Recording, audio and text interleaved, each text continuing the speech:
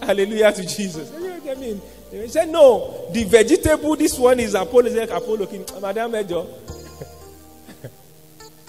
Too much. But no proof. Hallelujah. So money, respect what you do with knowledge, not the knowledge. We're still coming there. Number 9.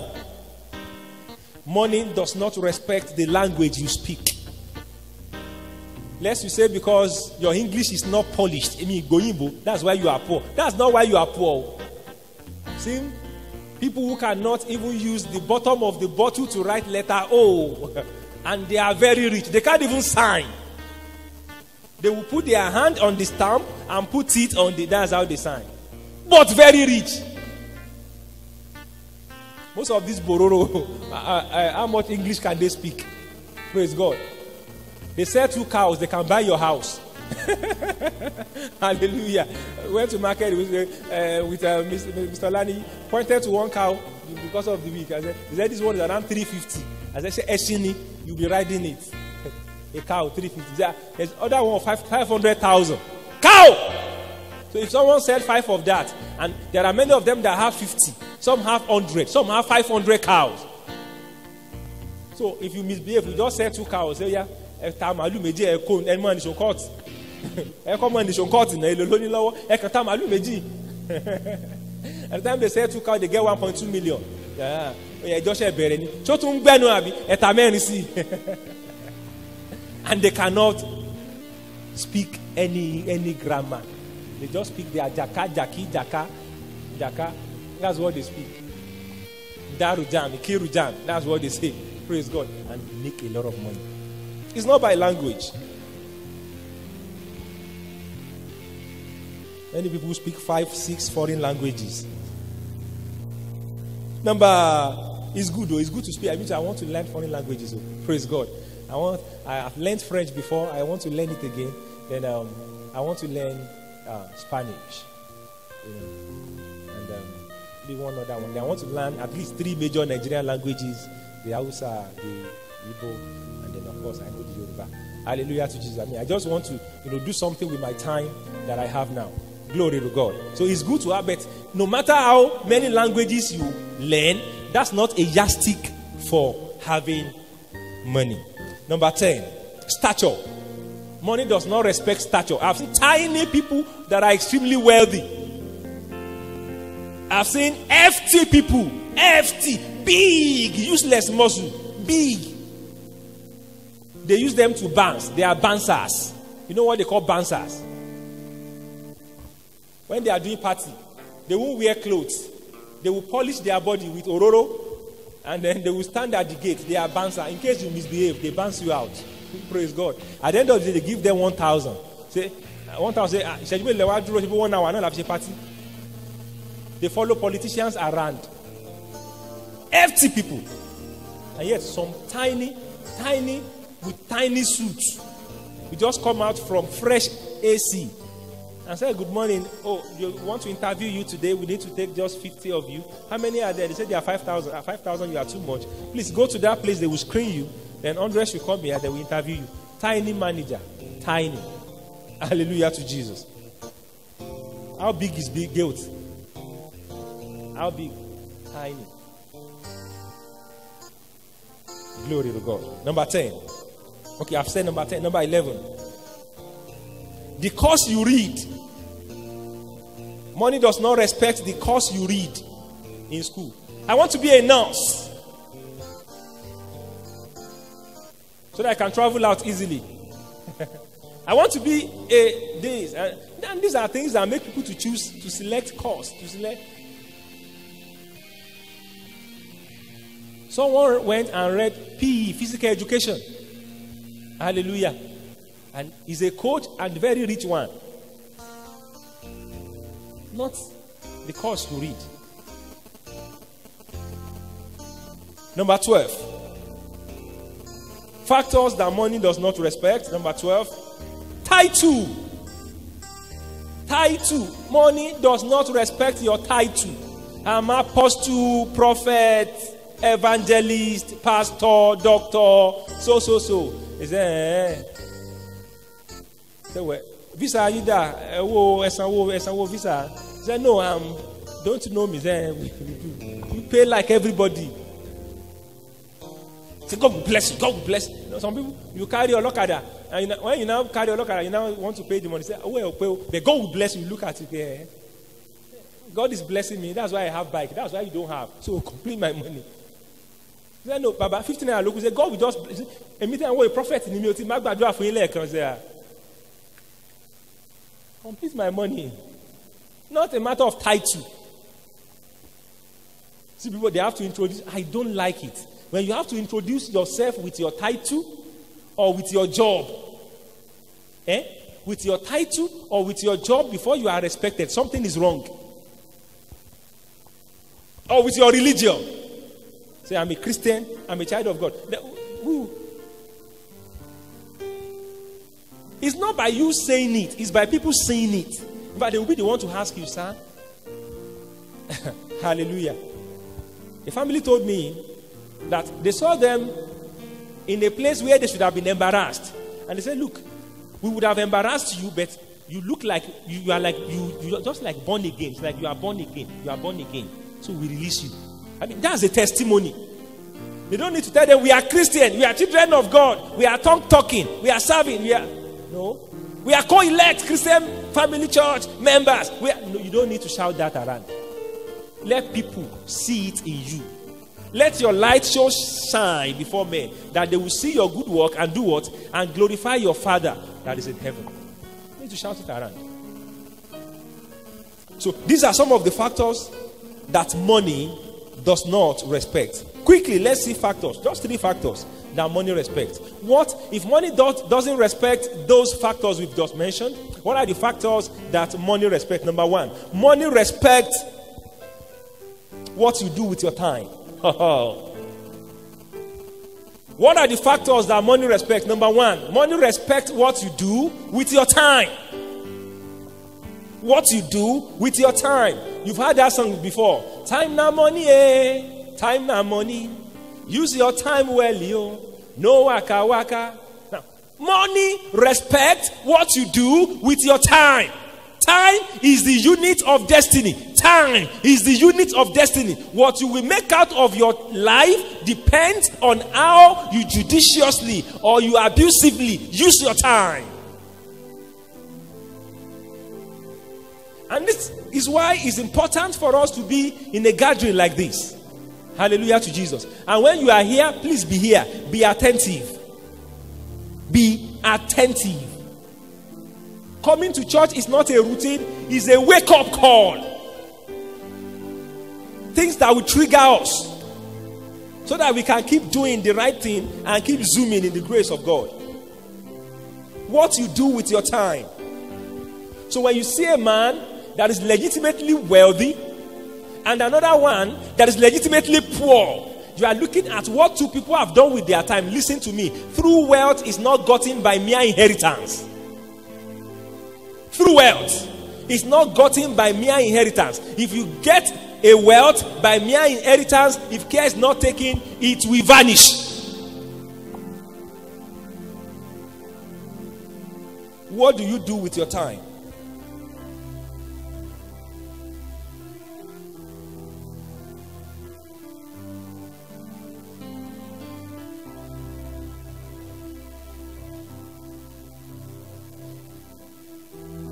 What do you do with all you know? What do you do? How did you undo all the opportunities you had? That's the factor of being wealthy. Some of you had opportunity to be trained by the best of men. You had opportunity to go to the best kind of school. Opportunity to be sponsored. People want to sponsor you. Listen to me. It's not everybody that has opportunity to go to school courtesy of their parents. There are many brilliant people that couldn't go to school because the parents cannot afford it. So some of you think it's your right. It's your right. You must send me to school. Why did you bring me to the world? How many people they have brought to the world they have abandoned? So you keep behaving as if the whole world revolves around you and you are counting years. what you do with your time. What you do with opportunities you have. Opportunities to go to school. Opportunities to get admission. Opportunity to finish that course. I know some people, they were mates many years ago. We entered school university over close to 20 years or more. Now, they up till now, no single certificate. Some of their mates are already, some are associate professor. Those that are in academic field. Some are already managers. Some are already business owners. Some are millionaires, billionaires. I had a friend of mine that is already a deputy governor or thereabouts. You understand what I'm saying now? Now, these are people that we enter school together. Some are big people. Editorial, editors and things like that in big companies.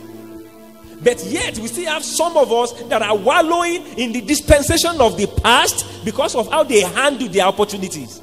Now, they were the children of the wealthy people among us. They come to school with big packages. Their monies don't finish. They had enough money to party and celebrate birthday and attend every function and, all those events. But they abused it, they misused it, and now they are paying the price. Listen to me. When your focus is upon a man, he's the breadwinner, he's the breadwinner, he's the breadwinner. One day, if you cannot win the bread again, then problem comes. Hallelujah to Jesus. What do you do with your opportunity?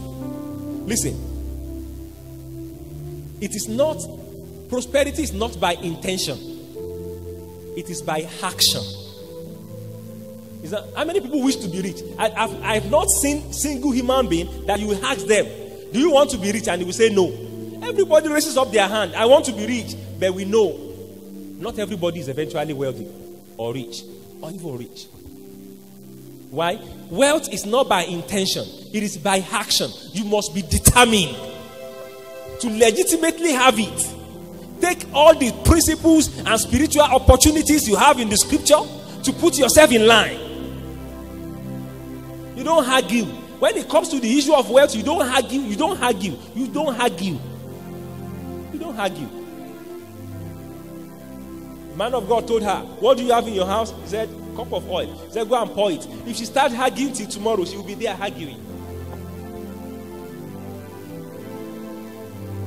Action, not intention.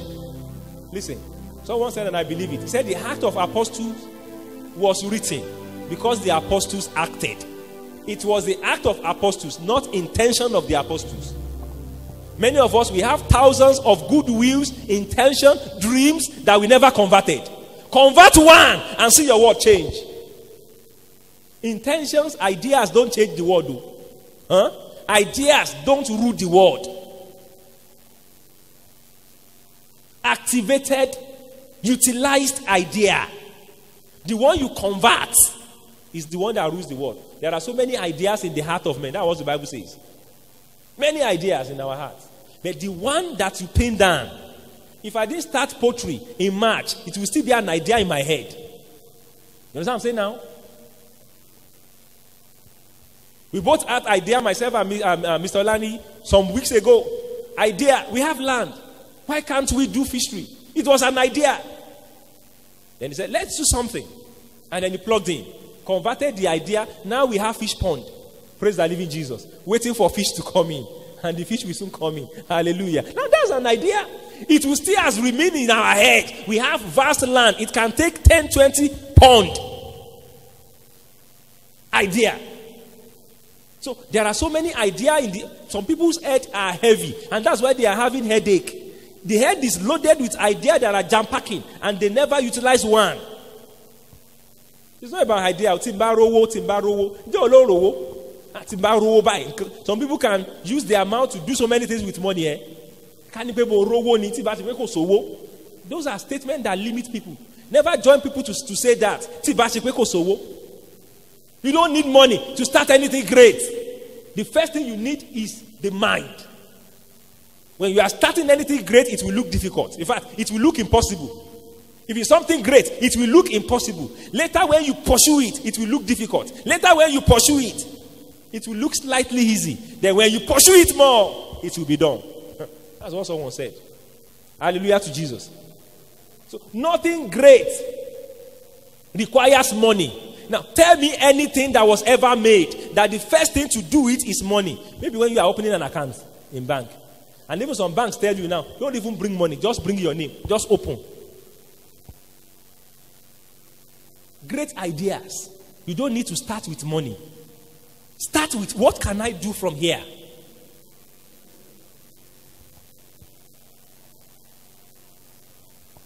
Number 2. Factors that money respect now. Number 2. The first one I told you, what you do with your time. Number 2. How you do it. How you do what you do. How? Money respects how you do it. Now, let's say you have gotten something to do. You have gotten something to sell. You have gotten something to propagate. You have gotten something to handle. How do you now do it? Now determines. On Sunday, I'll be teaching a very important principle. Why businesses die. Businesses don't die because of money. Businesses die because people lose heart. You lose heart. I've seen businesses that even though there is nothing in the shop, the owner kept staying there. And somebody say, your shop, what's your worry buy? Say, Owoni. Say, okay, I'll give you 1 million. But if he had closed the shop, I say, well, Baba won't say, Gerumala to go. Hallelujah. Where will the helpers come? How you do it? When you are asked to do things, how do you do them? Do you do things passionately or passively? The way some people behave, you will know it is difficult for them to be rich. Even you yourself, if you are the one to distribute wealth, you will know you can't bet it on them. I will now bet my money on this one. Wash plate, he couldn't. Sweep floor, he couldn't. Buy this, he couldn't. Everything is from one story to the other. Story of failure. Why something should not be done. Why something should not be well handled. There's no professionalism. There is no excellence. There is no organization.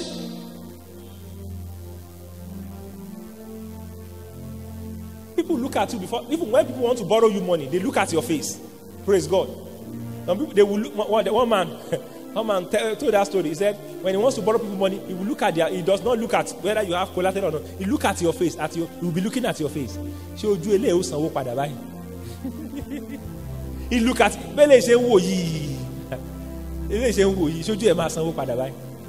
But he sees laziness in the face. If he sees laziness in the face, if you cannot convince people why they should help you, you are not passionate.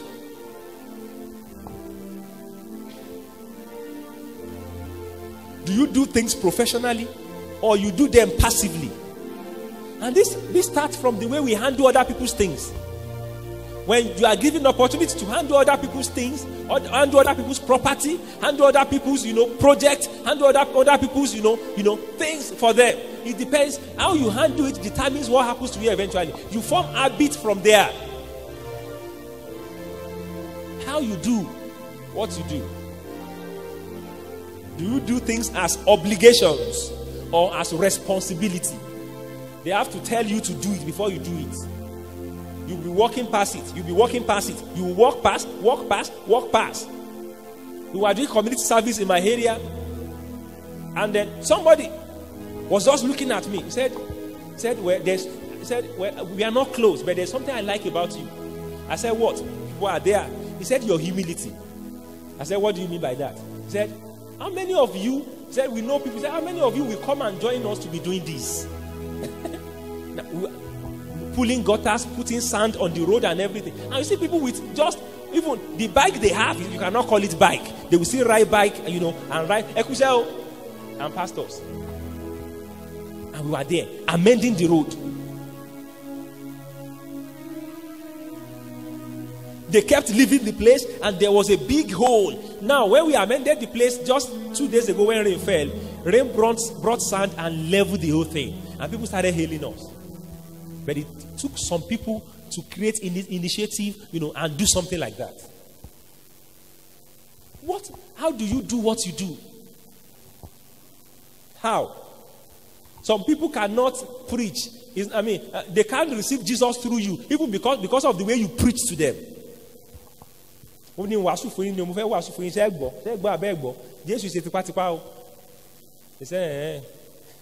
The way you attend to, you want to preach to people.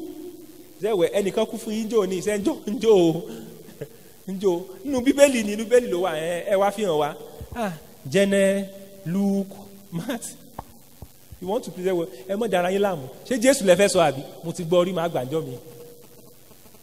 Because of our action. Because of how we do what you do. Listen to me.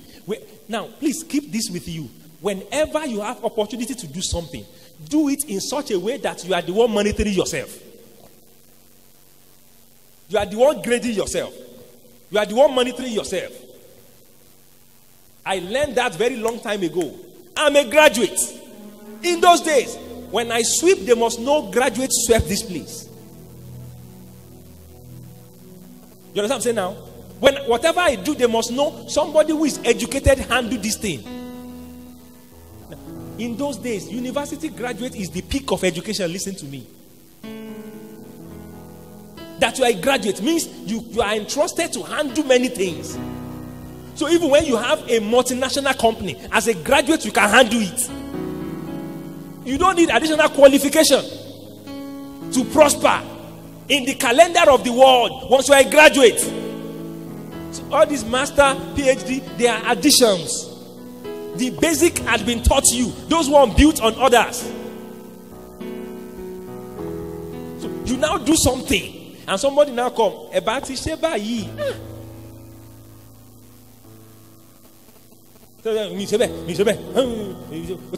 me. Is that correct? They are showing you the path of life, the best way to go. As a graduate, you are sweeping. They are still seeing. You don't sweep like that. You first of all put something on the floor. This is dust, and mop it. Hallelujah to Jesus. Excellence. How do you do it? Do you do things passively or professionally? How do you dress? How do you walk? How do you talk? How?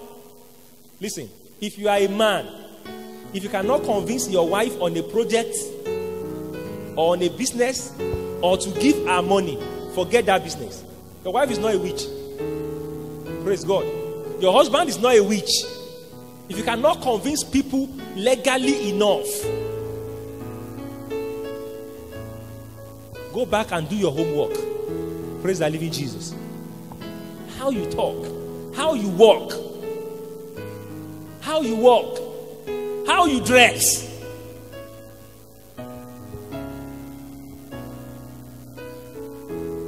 Money moves towards wisdom. Money moves towards excellence and organization. Money moves towards obedience. Obedience. And number 3. Number 1, what money respects? Money respects what you do with your time. Number 2, money respects how you do it. Number 3, money respects why you do it. That's your motive. Money respects your motive. And listen to me, this is the peak of it. Why do you do what you do? Coming to church today, why did you come? Some of you risk distances.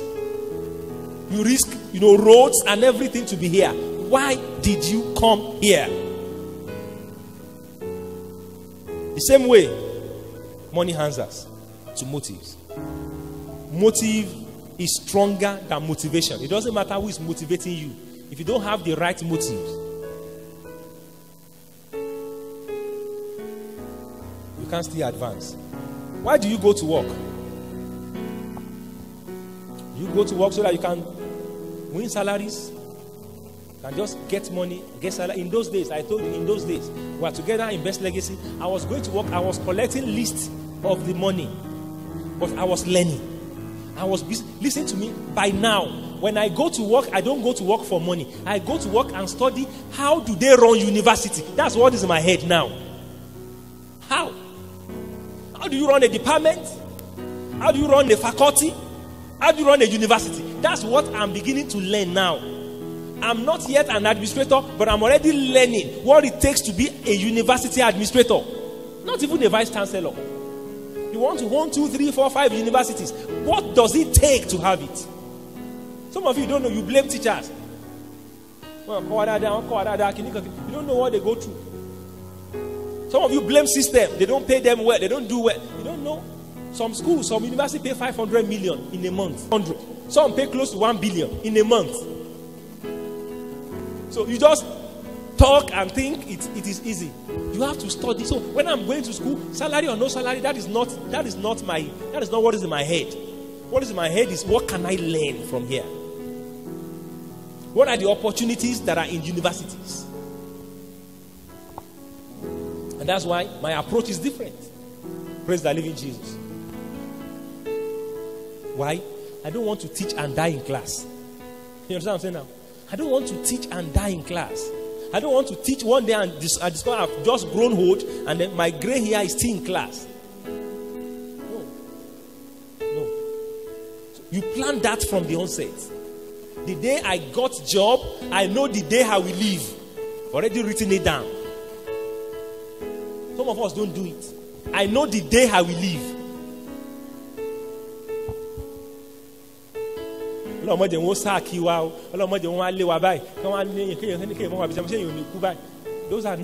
are not part of my prayer. When they are sacking people, I don't even care.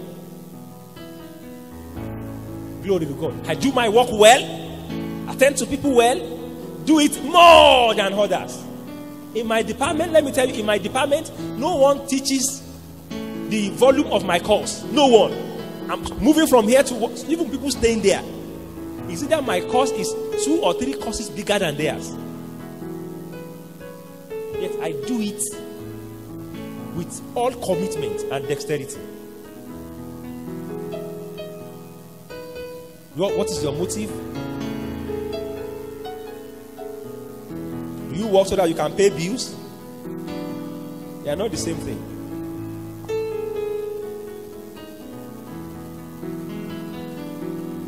A man that is working to be wealthy is different from a man that is working to pay bills.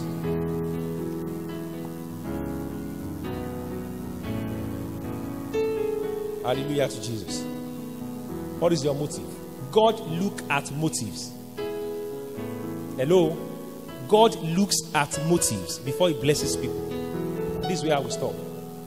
I want to be rich.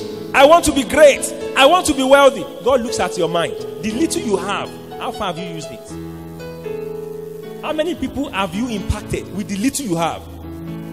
I want to be rich. The day you bought 3 Congo of Gary, how many people tasted from it?